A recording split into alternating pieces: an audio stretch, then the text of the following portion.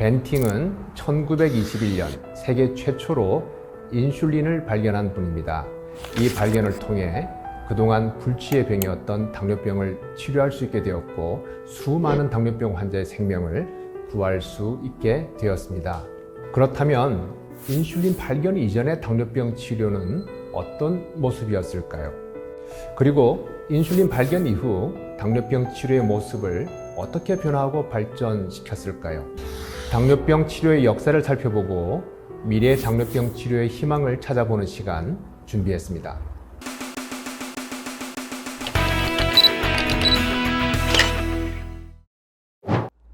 안녕하세요. 서울대학교 병원 내분비대사내과 교수 조영민입니다. 당뇨병은 인슐린 분비가 부족하거나 인슐린 작용에 문제가 있어서 혈당이 올라가는 병입니다. 혈당이 많이 올라가면 소변으로 당이 빠져나오는데요. 이를 문자 그대로 당뇨라고 합니다. 당뇨병은 흔히 현대인의 질병으로 여겨지지만 사실은 고대 이집트의 문헌에도 등장할 만큼 그 역사가 아주 오래된 인류의 만성 질병입니다. 기원전 1500년경에 쓰인 고대 이집트의 파피루스에도 오줌이 많이 나오는 병에 대한 언급이 있습니다. 또 고대 인도의 유명한 의사도 당뇨병에 대해 기록하였고 이들 환자의 소변이 달다는 사실을 처음으로 적어 놓았습니다. 그만큼 고대에서부터 인간은 당뇨병으로 고통을 겪어왔는데 1921년 인슐린을 발견하기 이전까지는 굶거나 이런저런 약초를 사용해 봤지만 이렇다 할 효과는 없었습니다. 인슐린은 어디서 만들어질까요? 소화효소와 소화액을 만드는 췌장 아시죠? 이 췌장에 마치 다도해의 섬처럼 흩어져 존재하는 아주 작은 기관들이 있는데 이를 췌장의 작은 섬이라고 해서 췌장소도 혹은 췌도라고 부릅니다. 이 췌도에 있는 베타세포에서 인슐린을 만들어냅니다. 인슐린은 혈당이 과도하게 상승되는 것을 막아주는 매우 중요한 호르몬입니다. 우리 몸속의 혈당, 즉 포도당은 음식을 통해 섭취되거나 혹은 간에서 만들어져서 전신의 세포들이 이용하도록 합니다. 인슐린은 간에서 포도당이 지나치게 많이 만들어지는 것을 막아주는 역할을 하고 또 근육세포와 지방세포 속으로 포도당이 들어가도록 도움을 줌으로써 혈당을 낮춥니다.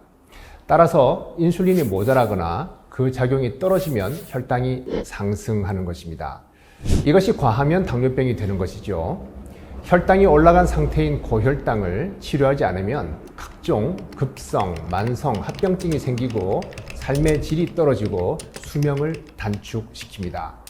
인슐린을 만들어내는 궤도의 베타세포가 파괴되어 우리 몸속에 인슐린이 거의 없는 상태가 되는 것을 1형 당뇨병이라고 부릅니다.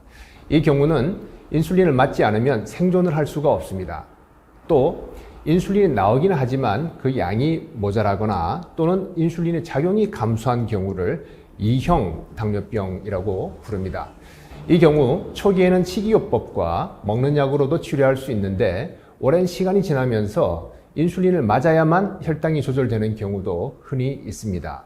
이렇게 치료를 하다 보니 인슐린을 많이 투여해도 혈당이 잘 떨어지지 않는 경우가 있다는 사실을 알게 됩니다. 즉 인슐린의 작용에 문제가 있는 것인데요. 전문 용어로는 인슐린 저항성이라고 합니다. 많은 2형 당뇨병 환자들이 인슐린 저항성을 가지고 있습니다. 2형 당뇨병 환자들은 인슐린 저항성이 있고 이 저항성을 극복할 만큼 충분한 인슐린을 만들어내지 못하는데요. 여러분이 주변에서 보는 당뇨병은 대부분 2형 당뇨병입니다. 2형 당뇨병으로 진단을 받으면 우선 식이요법과 운동요법으로 혈당을 조절하게 됩니다.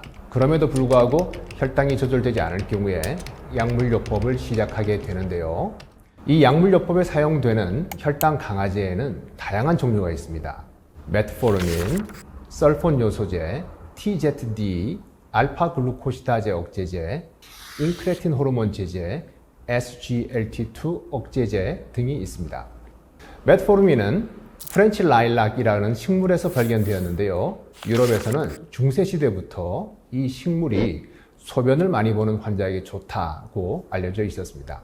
설폰 요소제는 장티푸스 치료제 개발 중에 갑자기 저혈당이 생기는 부작용을 통해서 우연히 발견되었는데요. 이 약물은 췌장의 베타세포에 직접 작용해서 인슐린을 분비하도록 합니다. TZD, 티아졸리딘 디오는 고지혈증 치료제 개발 중에 역시 우연히 발견되었는데요. 2형 당뇨병에서 발견되는 인슐린 저항성을 효과적으로 감소시키는 약제입니다. 알파 글루코시다이제 억제제는 장에서 탄수화물이 소화되어서 포도당이 되는 과정을 억제합니다. 따라서 식후 혈당이 올라가는 것을 막아주는 역할을 합니다.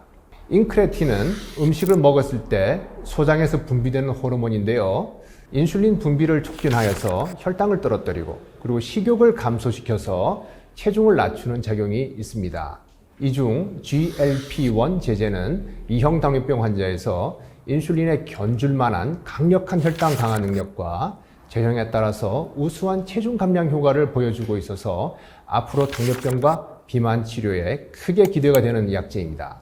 이 정도 효과까지는 아니지만 인크레틴 호르몬이 몸속에서 분해되는 것을 억제하는 DPP-4 억제제도 우수한 혈당 감소 효과를 보입니다.